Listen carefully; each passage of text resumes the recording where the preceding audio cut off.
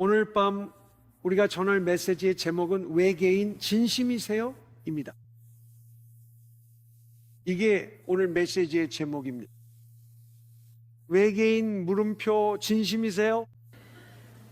그리고 미리 말씀드리자면 오늘 메시지 전체가 외계인에 관한 것은 아니고 성경이 외계인에 대해 뭐라고 말하는지 그리고 우리가 어떻게 반응해야 하는지에 관한 내용입니다. 이 주제 전체와 관련해서요, 먼저 제가 읽은 Baptist News 글로벌 온라인 기사에서 발췌한 내용을 읽으면서 시작하고 싶습니다. 이 이야기는 올해 2월에 있었던 한 모임에 관한 것입니다.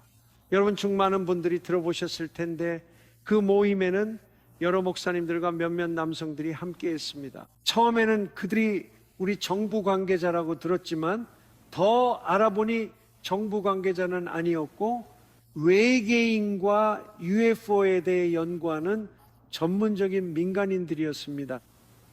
그리고 그들 중 일부는 정부 문서에 접근할 수 있는 정부 직원들과 접촉할 수 있다고 주장했습니다.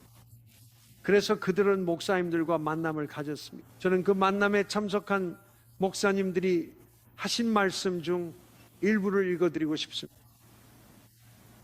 그 목사님들이 만남에서 하신 말씀입니다. 그들은 2월에 테네시의 외진 곳에서 만났습니다. 그리고 트럼프 행정부가 1950에서 60년대부터 현재까지 미국 군대가 수집한 UFO, 외계인 또는 그와 관련된 모든 것에 대한 파일을 기밀 해제하기로 결정했다는 것도 사실임을 알려드리고 싶습니다.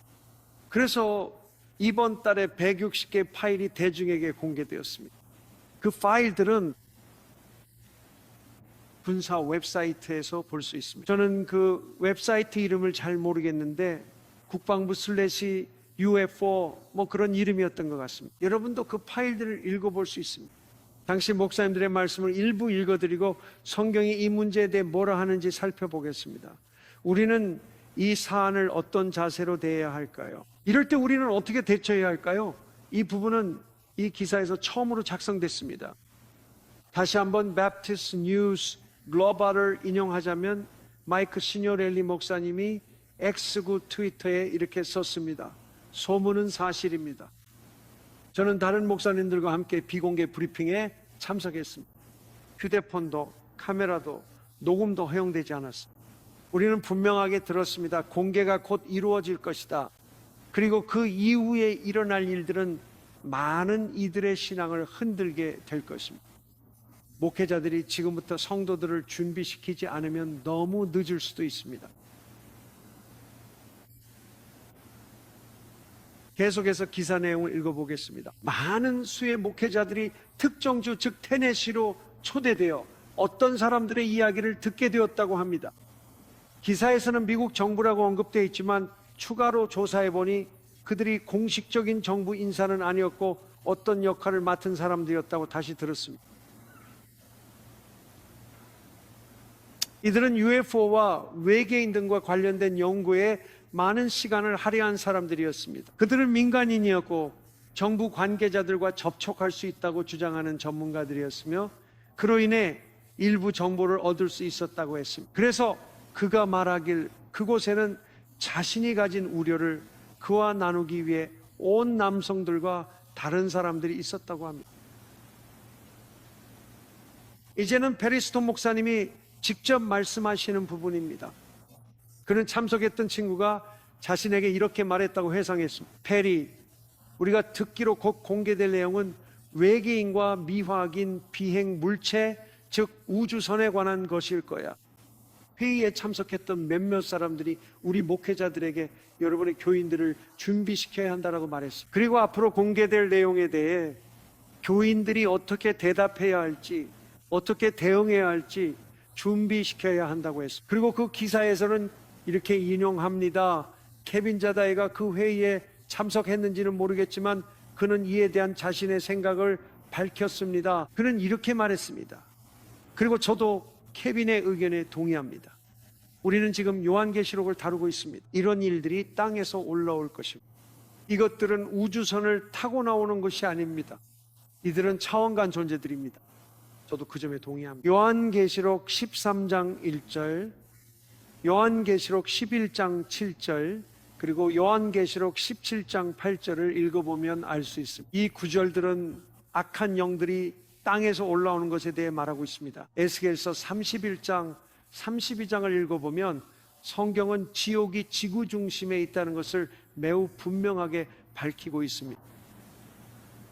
그래서 우리는 요한계시록에서 어떤 영들이 땅에서 올라오는 것을 볼 수 있습니다. 케빈은 계속해서 그들이 차원간 존재라고 말합니다. 그들은 멀리서 오는 것이 아닙니다. 그들은 여러분 집 아래에서 올라오고 있습니다. 또 다른 목사인 조셉 씨는 자신과 여러 목사들이 UFO와 관련된 사안에 대한 공개회의에 참석했다고 말했습니다. 그는 그 자리에서 앞으로 큰 공개, 심지어 우리가 우주에서 혼자가 아니라는 발표가 있을 것이라고 들었다고 말합니다. 우리는 혼자가 아닙니다. 우리 주변에는 분명히 존재하는 비인간적 지성이 있습니다.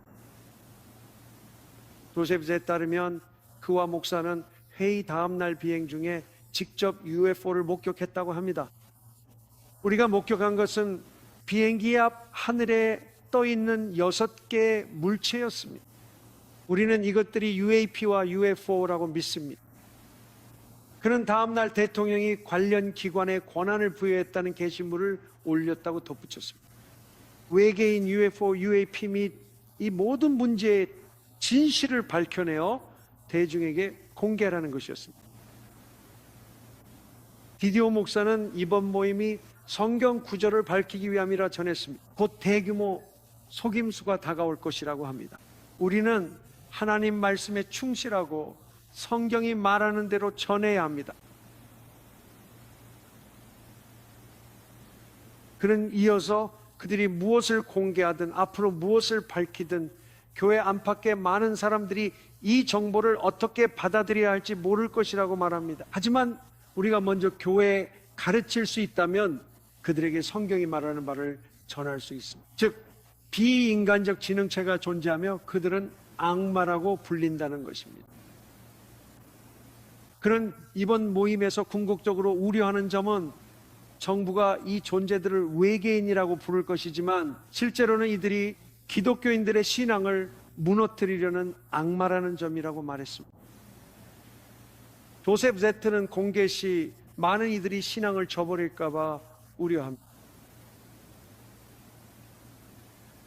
그리고 진짜 진실은 이것이 우리가 이 주제에 대해 이야기하는 이유라는 점입니다. 결국 이 외계인들이든 무엇이든 간에 그들의 궁극적인 목표는 예수님을 부정하는 것입니다. 이 모든 것이 바로 그 방향으로 가고 있습니다. 이것들은 실제로 있었던 회의에서 나온 일부 발췌 내용들입니다. 이 내용은 뉴스에도 나왔고 어떤 사람들은 아직 들어보지 못했지만 다른 이들에게는 인터넷에서 떠돌고 있습니다. 그래서 우리가 이야기하고자 하는 것은 성경이 이 문제에 대해 뭐라고 말하는지 그리고 우리가 어떻게 대응해야 하는지입니다. 그럼 시작해 볼까요? 좋습니다. 먼저 성경 디모데후서 3장 16절과 17절을 펴주세요. 성경의 가르침과 우리의 자세를 살펴보겠습니다. 디모데후서 3장 16절은 이렇게 말합니다.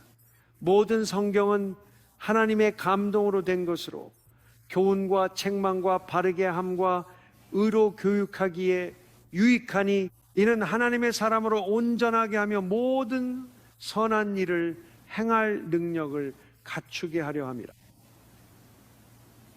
자, 이 구절을 마음에 깊이 새기길 바랍니다. 모든 성경은 하나님의 감동으로 된 것입니다. 주 예수 그리스도께서는 복음서에서 75번 이상 직접적으로 성경을 인용하거나 언급하셨습니다. 그분은 성경을 오류 없고 변할 수 없는 하나님의 말씀이라고 말씀하셨습니다. 예수님의 삶 자체가 성경에 따라 사라졌습니다.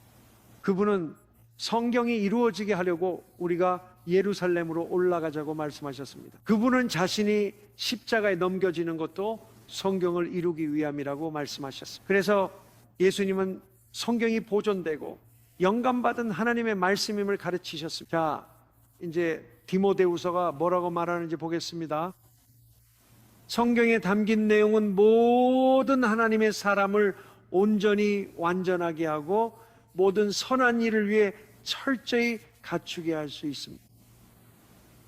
즉 우리는 이 땅에 일어나는 어떤 일도 철저히 대비하기 위해 성경 외에 추가적인 계시가 필요하지 않다는 뜻입니다. 이 말을 다시 한번 강조하고 싶습니다. 이 부분에서 그리스도인들이 속게 됩니다. 예수님은 그 시대의 사람들에게 너희가 속았다고 말씀하셨습니다. 너희가 성경도 하나님의 능력도 알지 못하여 잘못하고 있다. 그래서 우리가 성경을 충분히 읽지 않고 성경을 잘 알지 못할 때 교회에 오류가 들어옵니다. 우리 안에 말씀이 충분하지 않은 것입니다. 그래서 두려움과 의심이 들어오고 악한 영들이 믿는 자들을 하나님의 말씀에서 벗어나 다른 것에 빠지게 하려고 합니다. 하지만 성경은 성경 말씀이 우리를 모든 선한 일을 위해 철저하고 완전하게 준비시킬 수 있다고 말합니다. 악한 존재들을 이기는 것도 선한 일입니다. 우리는 성경에 있는 것만으로도 철저하고 완전하게 준비될 수 있습니다. 우리가 준비되기 위해 성경 외의 것이 꼭 필요한 것은 아닙니다. 제가 성경 외의 계시가 전혀 없다고 말하는 것은 아닙니다. 분명히 있지만 그것은 반드시 성경과 일치해야 합니다. 좋습니다. 이게 첫 출발점입니다. 또 드릴 말씀이 있습니다. 혹자는 이를 새로운 계시라 주장하며 새 계시를 받았다고들 하죠. 하지만 전도서 1장 9절에서 이렇게 말합니다. 이미 있었던 것이 앞으로도 있을 것입니다. 이미 행해진 일이 앞으로도 행해질 것입니다. 해 아래에는 새 것이 없습니다. 이것이 새 것이라고 말할 만한 것이 있습니까? 그것은 이미 우리보다 오래전 옛 시대에 있었던 것입니다. 이것이 바로 하나님의 말씀입니다. 그러니까 성경은 앞으로 무슨 일이 일어나든 사람들이 뭐라고 하든 그것이 새로운 것이 아니라고 말하고 있습니다. 이미 이전에도 있었던 일입니다. 그리고 하나님은 그 모든 것을 다 알고 계십니다. 하나님은 우리가 맞서 다루도록 성경에 필요한 모든 걸 주셨죠. 자, 이것들이 시작을 위한 기본 진리들입니다. 성경은 외계인을 언급하지 않으며 거룩한 천사와 타락한 영들만을 말합니다. 보이는 것과 보이지 않는 만물은 모두 주 예수 그리스도로 말미암았으며 하나님이 만드신 모든 것은 선합니다.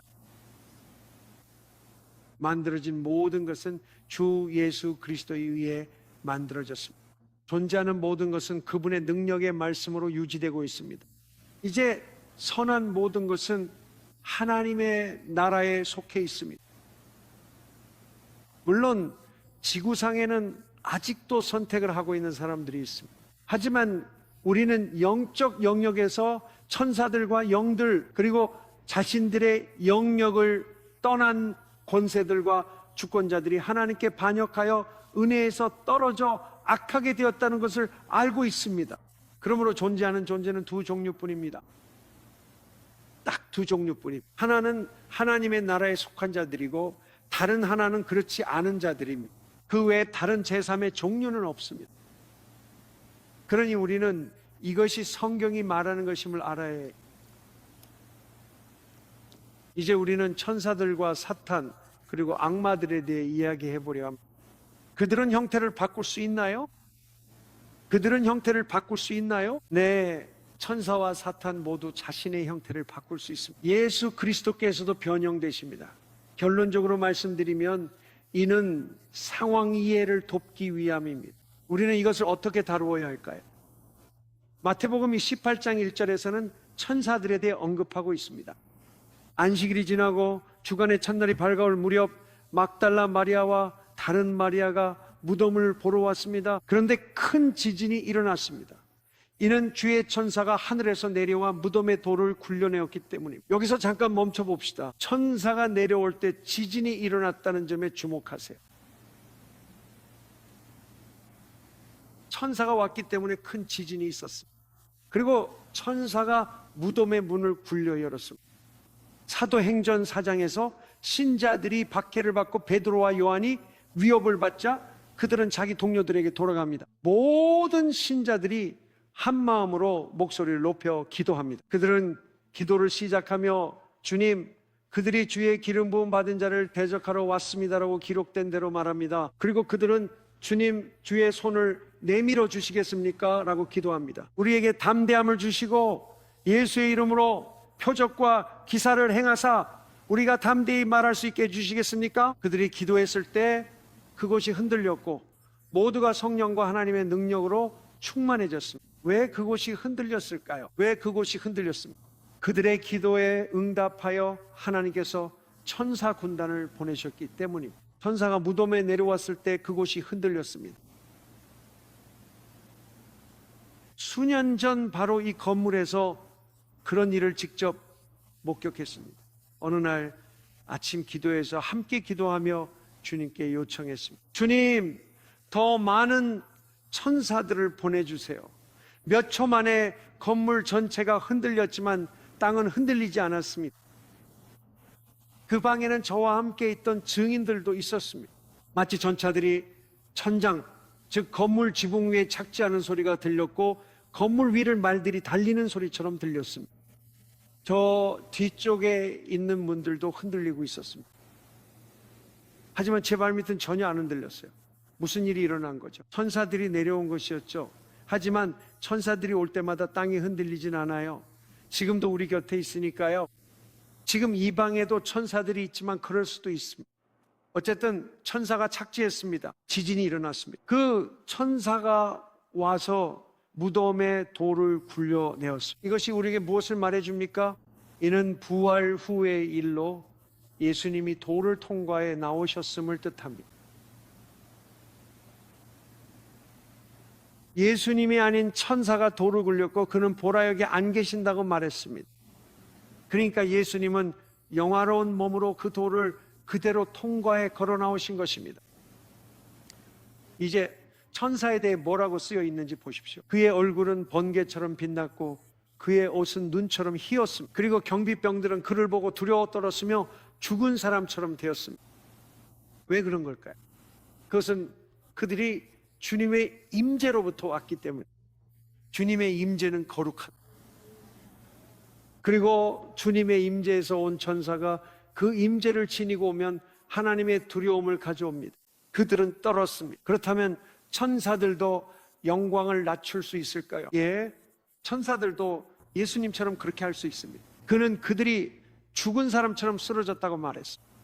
사랑받는 요한은 마지막 만찬에서 주 예수 그리스도의 가슴에 머리를 기댔습니다.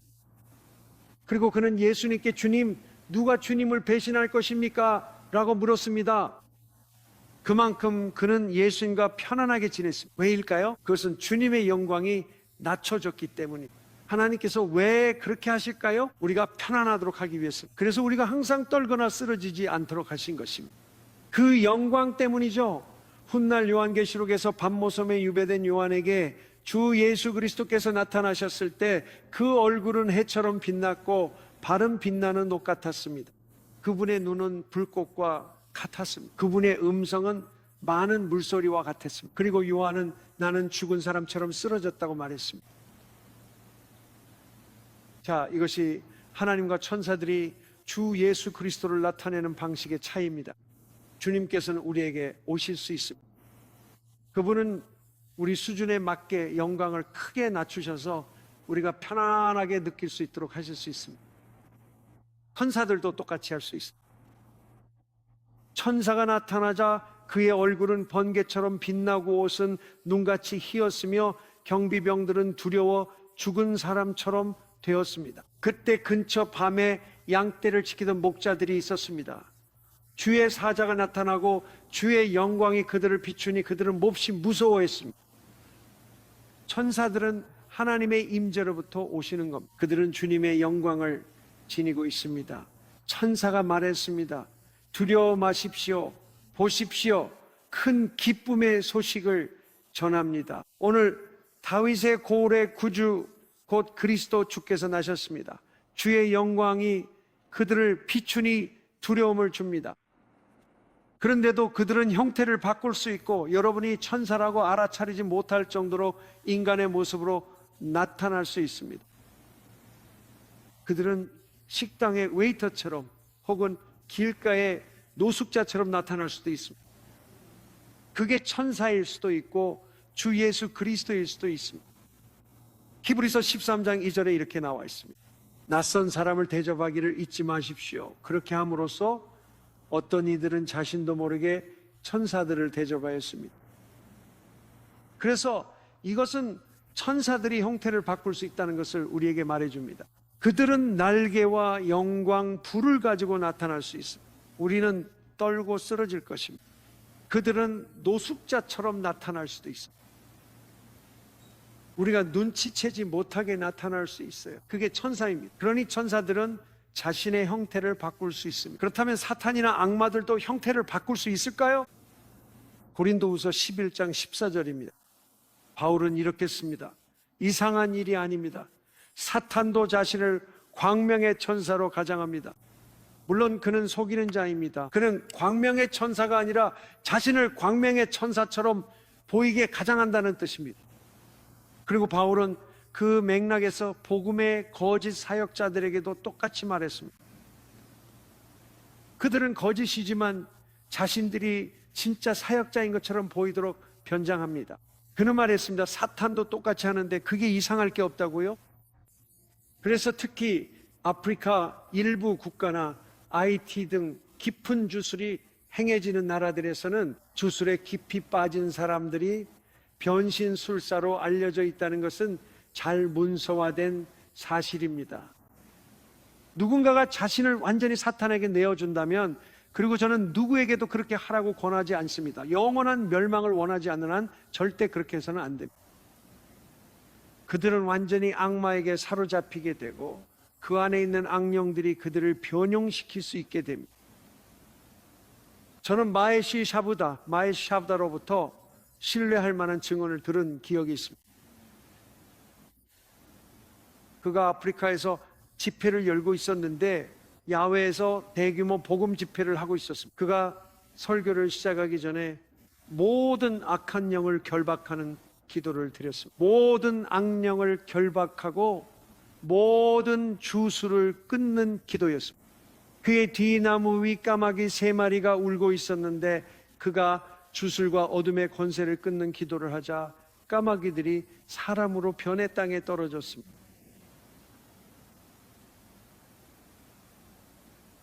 그러니까 영들은 변할 수 있습니다. 그래서 누군가가 나는 외계인을 봤다고 말할 때, 나는 외계 존재를 봤다고 할 때, 그것이 주 예수 그리스도를 영화롭게 하지 않는다면 그것은 악마입니다. 그것은 외계 존재가 아니라 지하의 존재입니다. 좋아요. 그럼 다시 읽어봅시다. 이제 주 예수 그리스도께서도 다양한 형태를 취하십니다. 그분이 이 땅을 걸으실 때 나타나셨습니다. 우리가 나사렛 예수라고 부르는 몸을 가진 겸손한 사람으로서 말해, 빌립보서 2장 5절에 이렇게 나와 있습니다. 너희 안에 이 마음을 품으라고 그리스도 예수의 마음이니. 예수님은 하나님의 본체이시나 하나님과 동등됨을 취할 것으로 여기지 아니하시고 오히려 자기를 비워종의 형체를 가지사 사람들과 같이 되셨습니다. 그래서 이제 성경은 그분이 이전에는 하나님의 형체로 계셨다고 말합니다. 하지만 그분이 이 땅에 오셨을 때는 사람의 형체로 오셨습니다. 그리고 종의 모습으로 오셨습니다. 즉 하나님과 동등한 영광에서 사람의 형체를 가진 겸손한 종으로 오신 것입니다. 주님은 자신의 형체를 바꾸실 수 있습니다. 이사야 6장 1절에서 이사야는 이렇게 기록합니다. 우시야 왕이 죽던 해에 내가 본즉 주께서 높이 들린 보좌에 앉으셨고 그의 옷자락은 성전을 가득 채웠다. 그 위에는 스랍들이 서 있었습니다. 각각 6날개를 가지고 있었습니다. 2날개로는 얼굴을 가렸습니다. 2날개로는 발을 가렸습니다. 2날개로는 날며 서로에게 외쳤습니다. 거룩하시다, 거룩하시다, 만군의 주여. 온 땅이 그의 영광으로 가득하다. 외치는 자의 소리에 문지방의 기둥들이 흔들렸습니다. 그리고 그 집은 연기로 가득 찼습니다. 그래서 내가 말했습니다. 화로다 나여 나는 망하게 되었다. 여기서 이사야는 주님께서 높이 들려 영광 가운데 계신 것을 봅니다. 그리고 그것은 그를 떨게 하고 회개하게 만듭니다. 그럼에도 불구하고 우리는 주님께서 직접 사람의 모습으로 나타나실 수 있음을 봅니다. 창세기 18장 1절에는 이렇게 기록되어 있습니다.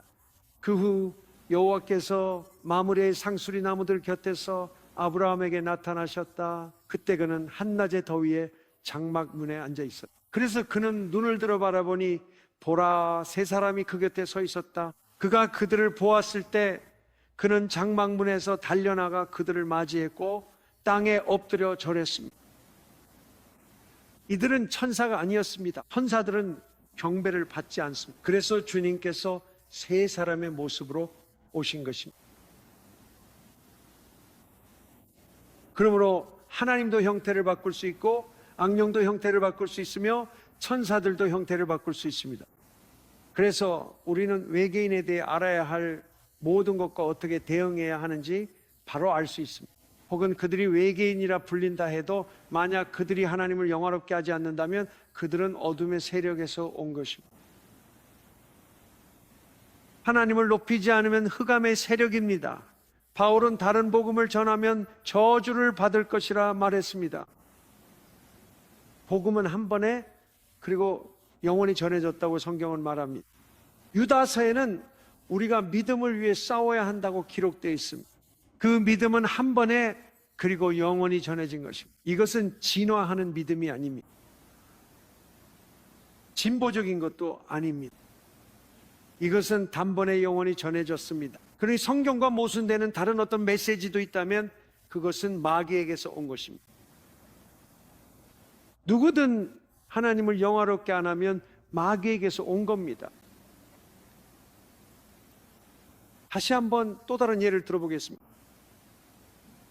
부활 첫날 예수님은 7 귀신이 나갔던 막달라 마리아에게 보이셨고 마리아는 슬퍼하는 이들에게 이를 알렸습니다. 하지만 그들은 예수님이 사셨고 마리아에게 보이셨음을 듣고도 안 믿었습니다. 여기를 보세요. 그 후 예수님은 시골로 가던 두 제자에게 다른 모습으로 나타나셨습니다. 길 위에 두 사람은 예수님을 알아보지 못했는데 그분이 다른 모습으로 계셨기 때문이죠. 저도 정확히 같지는 않지만 비슷한 경험을 한 적이 있습니다. 저는 한번 깨어 있을 때 주님께서 제게 나타나신 적이 있습니다. 저는 꿈에서 여러 번 주님을 뵌 적이 있습니다.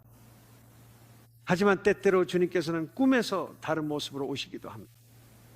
잠에서 깼을 때 침대 끝에 앉아 숨이 가쁘게 놀라며 제 손을 붙잡던 게 기억나요. 오, 주님은 다른 모습으로 나타나셨습니다. 그 이유는 바로 우리가 그분의 모습에만 너무 치중해서 정작 전하시려는 말씀을 놓치지 않게 하시려는 것이었습니다. 엠마오 길에서 주님이 나타나 대화하실 때 즉시 알아보셨다면 깜짝 놀랐겠죠. 하지만 주님은 그러지 않으셨습니다. 주님은 다른 모습으로 오셔서 그들과 대화하셨습니다. 하나님은 참 지혜로우시죠. 주님이 막달라 마리아 앞에 나타나자 그녀는 그를 정원사로 오해했습니다. 요한복음 20장에 나오듯 마리아는 예수님을 배웠지만 그분을 정원사로 생각했습니다. 읽어본 분 계신가요? 마리아는 지혜로웠고 예수님과 친밀했기에 주님은 다른 모습으로 나타나셨습니다. 바비코노도 비슷한 경험을 이곳에서 나눈 적이 있습니다. 한 번은 주 예수 그리스도께서 직접 나타나셨다고 했습니다. 저는 이 일에 대해 바비에게 개인적으로 물어봤습니다. 바비에게 환상이었는지 묻자 그는 아니라며 예수님이 실물로 나타나 자신을 가리키며 알아보겠느냐고 물으셨다더군요. 조나 서운해라고 말했죠. 상처받았다기에 당연히 알아본다니. 당신은 주 예수 그리스도라고 하더군. 그리고 그는 순간적으로 그분이 변하셨다고 했습니다. 맞죠? 그는 사실 환상이 아니었다더군. 눈앞에서 그분이 작은 아시아 여성으로 변하더니 이제 나를 알아보겠느냐 하셨고 다시 큰 흑인 남성으로 변하셨습니다. 그분은 이제 알겠느냐 하셨고 계속해서 모습이 변하셨습니다. 나 알아? 물으셨죠? 나를 알아보겠느냐? 그러고 나서 그분이 말씀하셨습니다. 바비, 내 백성들이 나를 알아보는 법을 배워야 한다. 우리 중에 이미 천사나 어쩌면 주님을 본 사람이 얼마나 될지 궁금합니다. 그러니 그들은 변할 수 있습니다. 이제 고린도 후서장으로 잠깐 뒤로 가보겠습니다. 사탄이나 악마, 외계인에 집중하는 것은 우리가 부름받은 존재와 사명에서 벗어나게 하는 방해 요소입니다. 이 모든 외계인 이야기는 사탄의 속임수입니다. 이것은 사람들이 그 흥미로움에 집착하거나 매료되게 하거나 아니면 두려움과 공황에 빠지게 만드는 방해 요소입니다.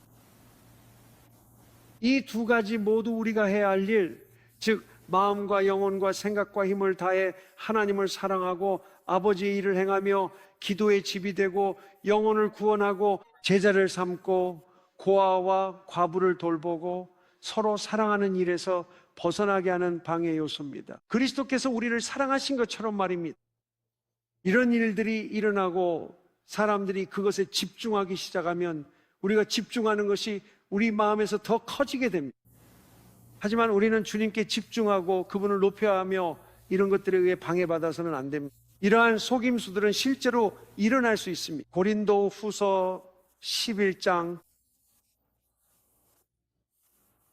이제 제3절 말씀을 함께 보시겠습니다. 사도 바울은 다음과 같이 말했습니다. 바로 이것이 우리가 논의하고 있는 전체의 궁극적인 목적이라고 할 수 있습니다. 다음은 UFO들에 대한 이야기입니다. 실제로 UFO가 존재하고 있다고 생각하십니까? 분명히 있을 겁니다. 하지만 그게 무엇이든 무슨 상관이 있겠습니까? 저는 주님과 그분의 나라 그리고 예수님의 재림을 위해 준비되는 신부에 대해 더 기대가 됩니다. 저는 그들을 두려워하지 않습니다. 오히려 그들이 교회를 두려워해야 합니다. 물론 거룩함과 기도 없이 불순종하는 교회는 두렵지 않죠. 하지만 한 무리가 주께 헌신하며 순종할 때 우리 안에 말씀이 적을수록 우리는 더 쉽게 속고 잘못에 빠질 수 있습니다. 사랑받는 요한이 이렇게 썼습니다. 요한일서 2장 14절입니다. 아버지들아, 태초부터 계신 아버지를 알았으며 청년들아, 너희가 강하고 주 말씀이 거하며 악한 자를 이겼음이라. 때론 그들이 파일을 공개할 거란 말을 듣기도 합니다. 사진이 있을 수도 있죠. 악마 사진이 있다 한들 무슨 상관인가요? 천사 사진이 나온 적도 있으니까요. 저는 그리스도를 향한 순수한 헌신을 잃지 않겠습니다. 모든 존재는 하나님 나라 안팎 중 하나에 속하며 그 외에는 없습니다. 그러니 우리는 외계인이나 우주선이나 그런 것들에 대해 걱정하지 않습니다. 걱정 마세요. 예수 그리스도께 집중합시다. 다시 오실 그분을 위해 신부로 준비되어 이웃을 돕는 것입니다. 시편 119편은 주의 말씀은 내 발의 등욕일에 빛이라 합니다. 매일 말씀을 묵상하십시오. 예레미야 15장 16절도 주의 말씀을 얻어먹었더니 내게 기쁨과 즐거움이 되었다 기록합니다. 이는 내가 주의 이름으로 일컬음 받는 자이기 때문입니다. 오, 만군의 주 하나님이시여. 여기서 만군은 군대의 하나님이라는 뜻입니다. 그는 내가 주의 말씀을 먹었습니다라고 말했습니다. 그것은 내 마음의 기쁨이자 즐거움이었습니다. 제가 만군의 하나님 주의 이름으로 불리기 때문입니다. 이것이 우리의 자리입니다. 이른바 외계인이라고 불리는 존재가 저는 그들을 외계인이라고 부르고 싶지 않습니다. 네, 그들은 사기꾼입니다. 그들은 속이는 자들입니다. 그들의 계획은 사람들을 속이는 것입니다. 그리고 말씀을 알지 못하거나 주님을 사랑하지 않거나 진리를 사랑하지 않는 사람들은 그것에 끌리게 될 것입니다. 빛의 길을 걸으십시오. 말씀에 거하십시오. 잠언 4장 18절은 의인의 길은 빛나는 햇살 같다 합니다. 그 길은 정오처럼 점점 더 밝아집니다. 예수님처럼 순결하고 거룩히 사십시오. 그분은 아버지의 일을 하셨습니다. 이제 로마서 16장 19절과 20절을 봅시다. 사람들이 저기에서 어떤 현상이 나타났대, 혹은 저기에서 어떤 현상이 나타났대 라고 말한다면 우리는 그것에 흔들릴 것입니까? 아니요, 그저 악령일 뿐입니다. 나는 그리스도께 대한 헌신에서 벗어날 수 없습니다. 나는 기도의 집, 사랑하는 자, 돕는 자, 들어올리는 자, 축복하는 자가 되는 일에서 벗어날 수 없습니다. 할 일이 있습니다. 낮 동안 일합시다. 일할 수 없는 밤이 옵니다. 악령의 방해에도 내 길을 가겠습니다. 로마서 16장 19, 20절에서 바울은 선에는 지혜롭고 악에는 미련하기를 권합니다. 평강의 하나님께서 곧 사탄을 여러분 발 아래 굴복시키실 것입니다. 그러니 외계인이나 미확인 비행물체 소식이 들려도 그것들이 아예 없다는 뜻은 아닙니다. 분명 초자연적인 일들은 실제로 일어나거나 나타날 수 있습니다. 사람들이 봤지만 설명이 안 됩니다. 시속 300마일로 가다 90도 방향을 꺾을까요? 영적인 현상이죠.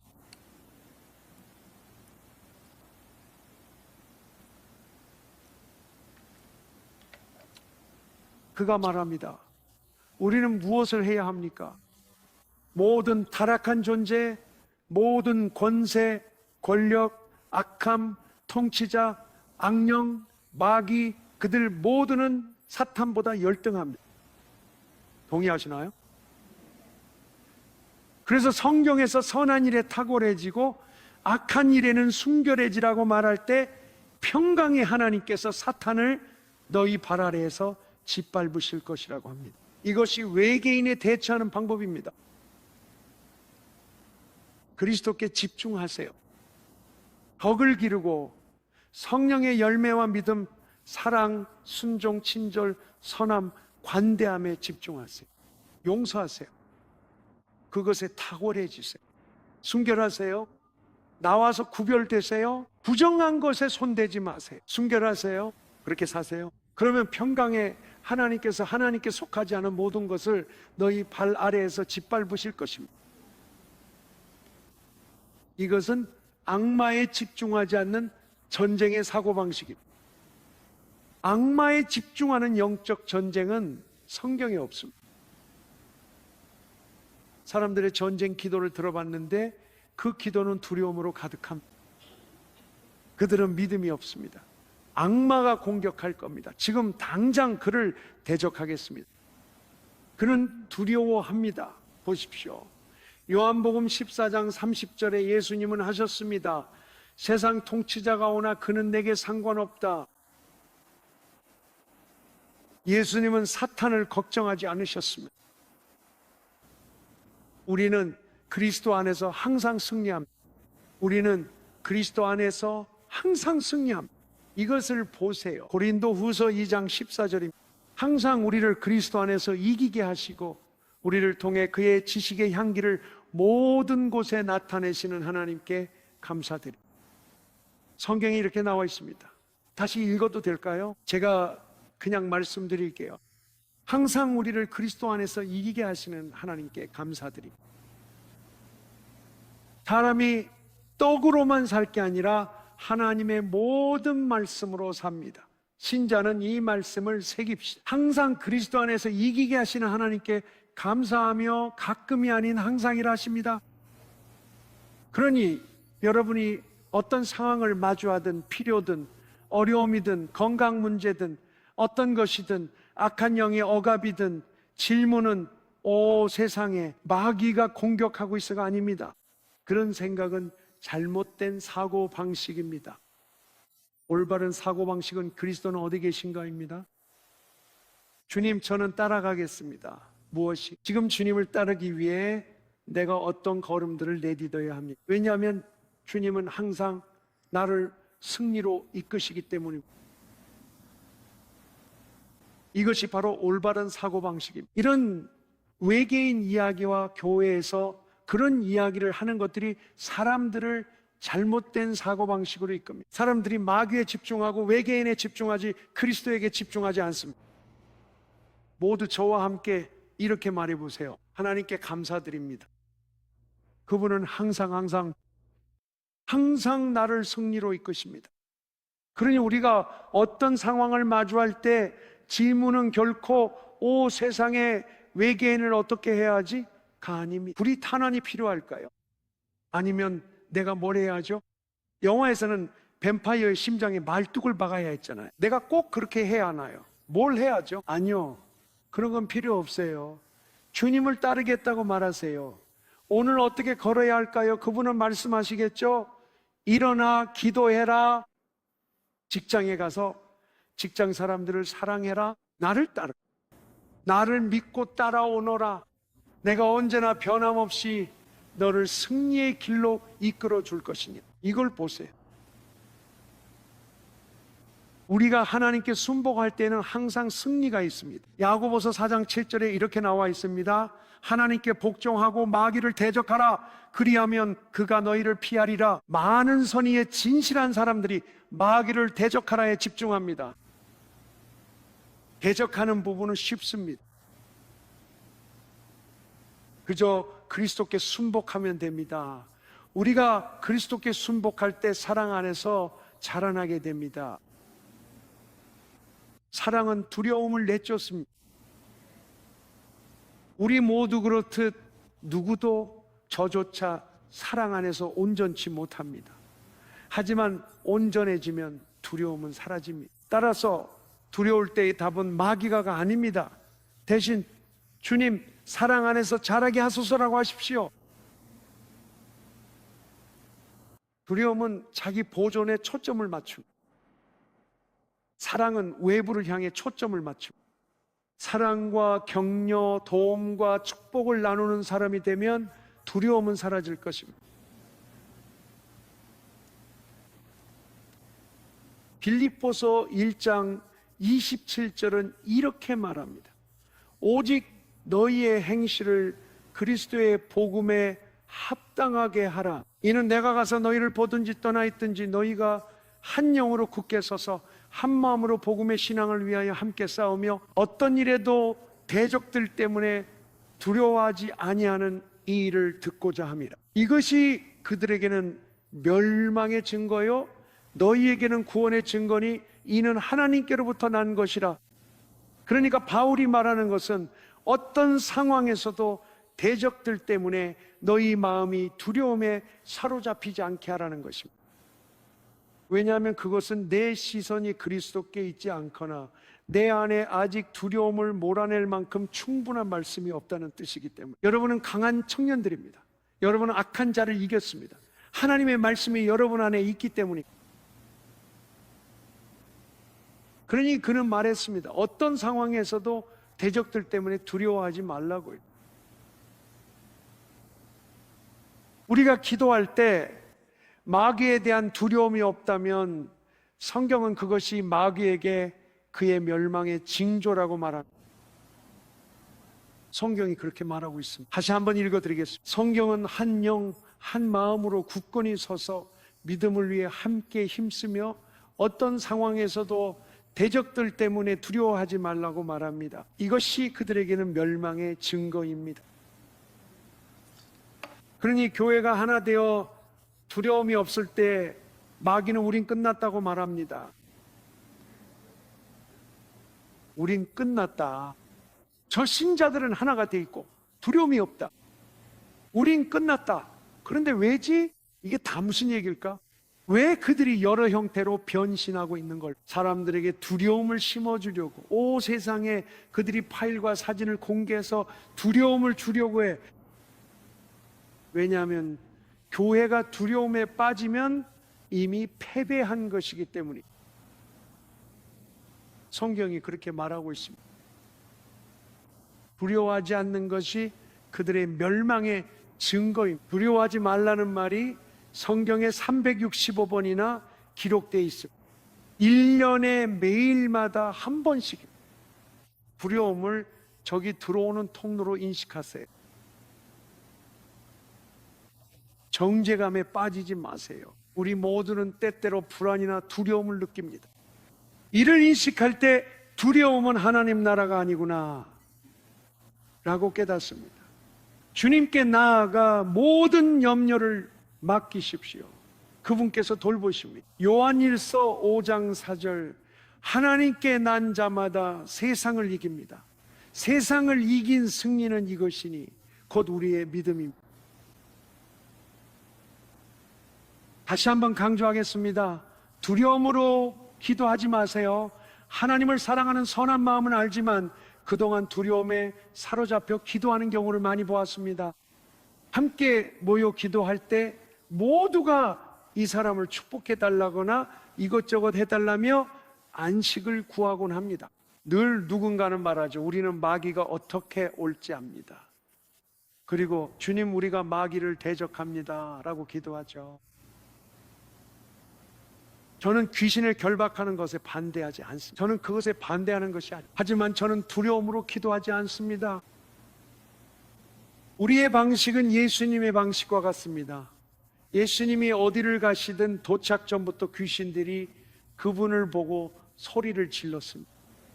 우리도 그렇게 되어야 합니다. 그분이 말씀하셨습니다. 내 안에 거하는 자는 많은 열매를 맺으리라. 내 일을 너희도 하리라. 실제로 우리는 그리스도와 함께 하늘에 앉아 있습니다. 우리가 사랑 안에서 성장하고 순결함에서 성장하고 정직과 진실성에서 성장하며 그리스도 안에 거하고 열매를 맺으며 그 안에 거하는 법을 배운다면 마귀들은 우리를 보고 도망칠 것입니다. 우리가 대단해서가 아니라 우리가 그리스도께 순복할 때 그분이 우리를 채워주시기 때문입니다. 그리고 마귀들이 두려워하는 분은 바로 그분입니다. 제가 전에 이 이야기를 했는지 모르겠지만 이 이야기를 하는 게 망설여집니다. 오해를 사지 않길 바라기 때문입니다. 이 이야기를 하기 전에 먼저 말씀드리고 싶습니다. 저는 아무것도 아닙니다. 저도 약점이 있고 완벽하지 않아요. 전혀 아닙니다. 멜린다에게 물어보세요. 다 확인해 줄 거예요. 저는 아무것도 아니고 아무것도 가진 것이 없으며 그리스도 없이는 아무것도 할 수 없습니다. 하지만 우리가 자신을 구별하고 거룩하게 하며 그분의 영이 우리를 채우실 때 우리는 거룩해집니다. 제가 본질적으로 거룩한 것이 아니라 거룩하신 분을 모시고 있기 때문에 그것이 바로 거룩함입니다. 거룩함이란 내 안에 계신 그리스도입니다. 그래서 지금 제가 하려는 말을 들으실 때 그 말이 의미하는 바는 내가 거룩하다는 것은 내 안에 그리스도가 계시다는 뜻이고 그분은 여러분 안에도 계십니다. 그리고 우리가 우리 안에 계신 그리스도의 아름다움과 경이로움을 이해하게 되면 우리 모두가 그분을 모실 수 있도록 최대한 거룩하게 살고 싶어질 것입니다. 하지만 2020년 앤선이라는 청년이 있었습니다. 만나보신 분도 계실 텐데요. 친구 앤디가 LA에서 예약도 없이 그를 데려왔습니다. 그는 거품을 물고 몸을 비틀며 포효했고 다른 목소리들이 터져 나왔습니다. 사무실에서 통화 중이었는데 그분은 출입이 안 되는 분이라 전화로 기도하던 중 앞 사무실에서 비명이 들렸습니다.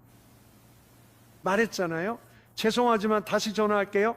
무슨 일이 있었거든요. 앞으로 나갔어요. 이 젊은 남자는 그저 현상을 보여줬을 뿐입니다. 그래서 그를 데려갔죠. 다니엘도 사무실에 있었고 푸드뱅크로 데려가 같이 시간을 보냈어요. 그리고 하나님의 은혜로, 이건 제 힘이 아닙니다, 예수님의 이름과 하나님의 은혜로 그에게서 악령들이 쫓겨나갔습니다. 처음 손을 뻗었을 때 이 말을 꼭 하고 싶어요. 그때 저는 좋게도 아주 좋은 상태였어요. 40일 금식 중 20일째였거든요. 그래서 정말 좋은 상태였어요. 알잖아요. 저는 약간 그런 기분 뭔지 알죠? 가끔 그런 기분 느껴보셨나요? 딱 그랬거든요. 그래서 밖으로 나갔죠. 그리고 그를 그곳으로 데려갔습니다. 제가 손을 들어 그 영을 꾸짖으려고 했을 때 그를 만지지는 않았어요. 그는 뒤로 밀려났습니다. 어떤 힘에 밀려 벽에 세게 부딪힌 그를 보고 의자에서 일어나 다가갔어요. 저는 더러운 영아, 그에게서 나가라 라고 말했습니다. 그러자 그에게서 여러 목소리가 나오기 시작했습니다. 한 아이는 징징대며 나가기 싫어라 했고, 다른 목소리는 나가야 해라더군요. 그는 거룩합니다. 그리고 그 영이 나갔습니다. 제 말은 아시다시피 저는 거룩하지 않아요. 그리스도께서 거룩하십니다. 하지만 제 요점은 같은 예수님이 우리 모두 안에 계시다는 거예요. 그리고 우리의 사명은 그리스도께 헌신하고 깨끗한 삶을 살아서 그분이 나타나실 수 있도록 하는 것입니다. 그는 저를 보고 있었던 게 아니에요. 그는 제 안에 계신 그리스도를 보고 있었던 거죠. 마귀를 이기는 법입니다. 예수님은 세상 통치자가 오나 내겐 아무 권세 없다 하셨죠. 로마서 16장 19, 20절입니다. 선에는 지혜롭고 악에는 미련하십시오. 그러면 평강의 하나님께서 사탄의 머리를 짓밟으실 것입니다. 이것이 우리가 이기는 방법입니다. 이건 어떻습니까? 주를 경외하는 자를 천사가 지키고 건지십니다. 말씀을 마음에 새기십시오. 경외함은 곧 즉각적이고 온전한 순종입니다. 이것이 성경에서 말하는 짧은 정의입니다. 저는 하나님을 경외하는 것에 대해 깊이 연구해 보았습니다. 하나님을 경외함이란 주님께 대한 깊은 존경심이 신속하고 완전한 순종으로 나타나는 것입니다. 모든 것을 보시는 그분 앞에 심판을 기억하며 말입니다. 이것이 하나님 경외입니다. 깊은 존경이 즉각적이고 온전한 순종으로 나타나는 것, 그것이 경외입니다. 언젠가 삶을 보고해야 함을 아는 거죠. 성경에는 주의 천사가 그를 경외하는 자를 둘러진치고 그를 구원하신다고 나와 있습니다. 그러니 승리라는 어떤 비밀 공식이나 방법을 찾아서 외계인이나 악마를 이기는 것이 아닙니다. 진정한 승리는 하나님을 경외하며 사는 것입니다. 선한 일에 탁월하며 하나님께 순복하고 악한 일에 순결해지는 것, 이것이 우리의 승리죠. 다시 말해 육신이 우리를 지배하게 두지 말고 그리스도 안에 거합시다. 우리가 그분 안에 거할 때 우리는 권세를 갖게 됩니다. 이제 잘 보세요. 주님께서는 항상 우리를 승리로 이끄시니 우리의 기도는 주님, 제가 주님을 따르도록 인도해 주세요가 되어야 합니다. 우리가 어떤 상황에 있든 어떤 상황이든지요, 주님께서는 당신과 함께 하시며 당신을 승리로 이끄십니다. 그러니 우리가 해야 할 일은 한 가지입니다. 주님이 어디로 가시는지 알아내고 그분을 따르는 것입니다. 알아내세요. 우리는 이렇게 말해야 합니다. 주님, 지금 무엇을 하고 계신가요? 지금 주님께서 무엇을 하고 계신가요? 주님, 이 상황에서 주님의 마음은 무엇입니까? 이 사람이나 이 상황에 대해 주님의 마음은 어떠합니까? 그리고 그분을 따르세요. 주님은 항상 우리를 인도하실 것입니다. 기쁘지 않으신가요? 그리고 주님의 천사들은 주님을 경외하는 자들을 지키고 그를 구원합니다. 하나님께서 이렇게 말씀하셨습니다. 이제 우리는, 제가 성경 구절을 말하기 전에 잠깐 뒤로 돌아가 보겠습니다. 우리가 바라보거나 생각하거나 집중하는 것은 우리 안에서 확대됩니다. 그래서 성경은 주님을 크게 하라고 말하는 것입니다. 우리 함께 그분의 이름을 높입시다. 그분의 이름은 곧 그분의 본성과 성품입니다. 그러므로 우리가 주님을 높이는 방법은 그분을 찬양하고 높이며 그분의 말씀을 믿고 그분의 말씀 안에서 기뻐하고 그분의 말씀을 먹으며 그것이 우리의 마음의 기쁨과 즐거움이 되게 하는 것입니다. 이사야 45장 22절에 이렇게 나와 있습니다. 내게로 돌이켜라. 땅끝의 모든 사람들이여 구원을 받으라. 나는 하나님이요 다른 이가 없느니라. 그러니 우리는 그분을 바라봐야 합니다. 아멘. 마귀를 바라보지 마십시오. 마귀 일에 주목하지 마세요. 지금 하나님의 가장 큰 일은 재림을 위해 신부를 준비시키는 일입니다. 하나님은 이 땅에 사시는 위대한 일인 재림 신부 단장을 지옥 권세도 못 맡게 하십니다. 주님은 비유에서 가라지를 뽑을지 묻는 질문에 곡식까지 뽑힐까 염려되니 둘 다 함께 자라게 두라고 말씀하셨습니다. 하나님의 지혜는 우리가 성숙해지기 위해 삶의 가라지가 필요하다는 것입니다. 누구도 자신을 아프게 하는 가라지가 없이는 그리스도처럼 용서하는 법을 배울 수 없습니다. 주변에 당신을 괴롭게 하는 가라지들이 없다면 누구도 그리스도께서 걸으셨던 길을 배울 수 없습니다. 가라지를 없애면 성장이 멈춥니다. 가라지가 없으면 곡식도 자라지 않습니다. 그래서 둘이 함께 자라게 되는 것입니다. 그리고 곡식이 익었을 때 하나님께서는 이제는 가라지가 더 이상 필요 없다고 말씀하십니다. 나는 가라지는 불태우고 곡식은 내 창고로 드리겠다 하십니다. 저는 몇 구절만으로 끝내고 싶지 않습니다. 무엇을 말하고 행할까요? 우리 안에 그리스도를 알며 하나님께 속지 않은 영은 하나님께 속하지 않은 영이며 그분을 영화롭게 하거나 높이지 않습니다. 어둠에서 온 것입니다. 저는 집중하거나 걱정하지 않겠습니다. 주님을 바라보며 구원받겠습니다. 주님께 시선을 고정할게요. 저는 주님을 높일 것입니다. 그분을 영화롭게 하며 말씀을 되새기겠습니다. 하나님을 경외할 때 천사들이 저를 지키고 구원하심을 기억하겠습니다. 에베소서 1장 말씀을 함께 나누며 마무리하고 싶습니다. 에베소서 1장 17절에서 바울은 영광의 아버지께서 지혜와 계시의 영을 주어 하나님을 알게 하시길 기도합니다. 여러분의 마음의 눈이 밝아져 부르심의 소망을 알길 바랍니다. 외계인 같은 것에 정신 팔리면 부르심의 소망에서 시선을 빼앗기게 됩니다. 저는 하나님의 일에 더 기대가 됩니다. 그분의 영광이 곧 랭커스터에 임할 겁니다. 전 외계인에 대해서는 전혀 상관없습니다. 하지만 저는 하나님의 백성들이 그것들에 현혹되지 않길 바랍니다. 일부가 나타나 거짓 복음을 전할 것이기 때문입니다. 하나님께서도 이를 허락하실 것. 진리를 거부하는 자들은 미혹에 빠져 멸망케 하십니다. 이를 통해 하나님께서는 가라지들을 한데 모으고 계십니다. 말세에는 많은 사람이 모여 그런 허튼 소리를 믿게 될 것입니다.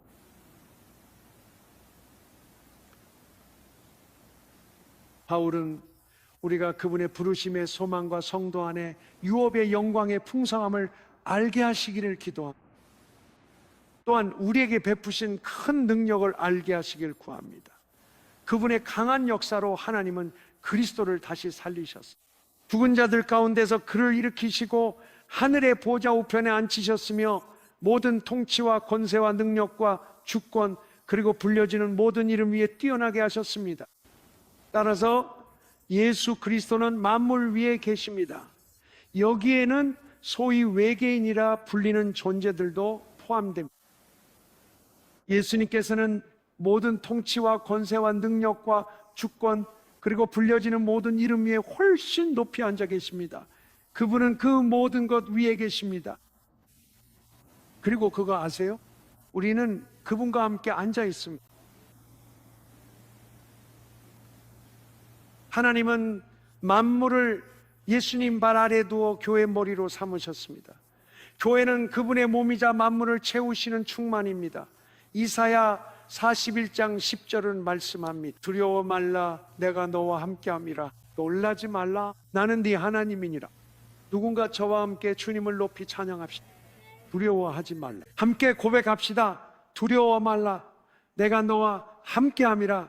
놀라지 말라 난 네 하나님이라. 너를 굳세게 하리라. 내가 널 도우며 오른손으로 널 붙들리라. 이를 읽거나 말씀이 없으면 우리는 속임수와 환상과 두려움에 빠지기 쉽습니다. 히브리서 13장 5절 너희 행실을 탐욕 없이 하라. 현재 가진 것으로 만족하라.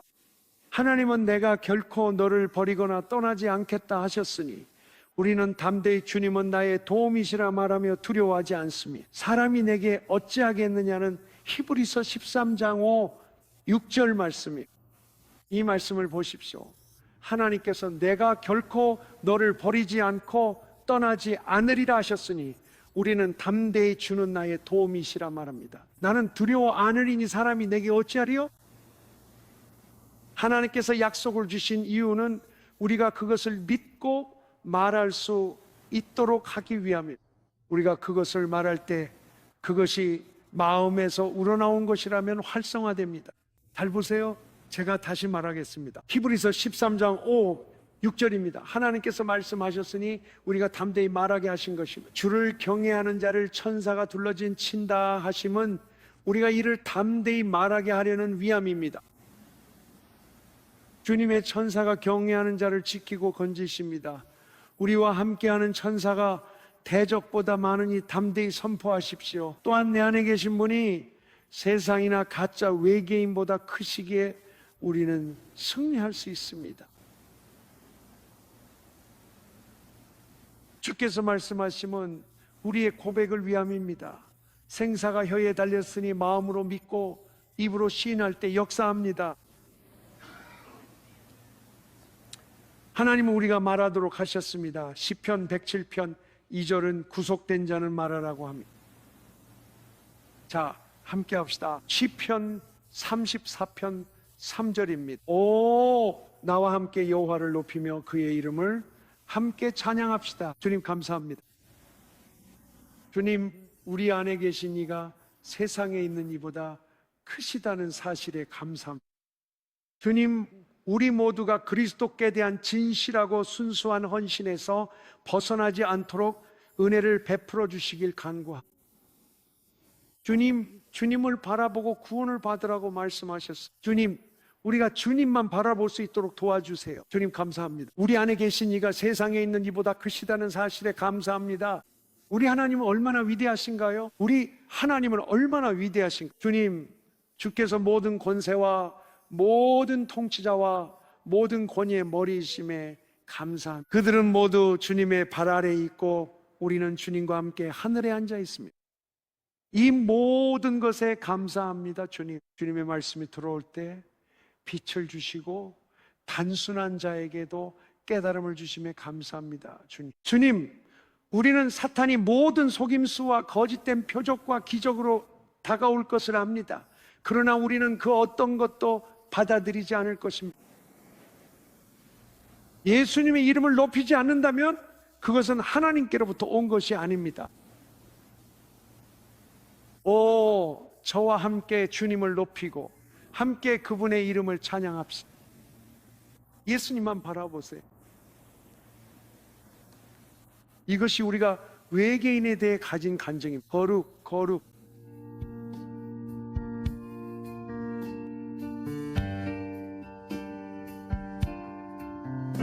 거룩, 거룩, 거룩, 거룩 하신 주님이십니다.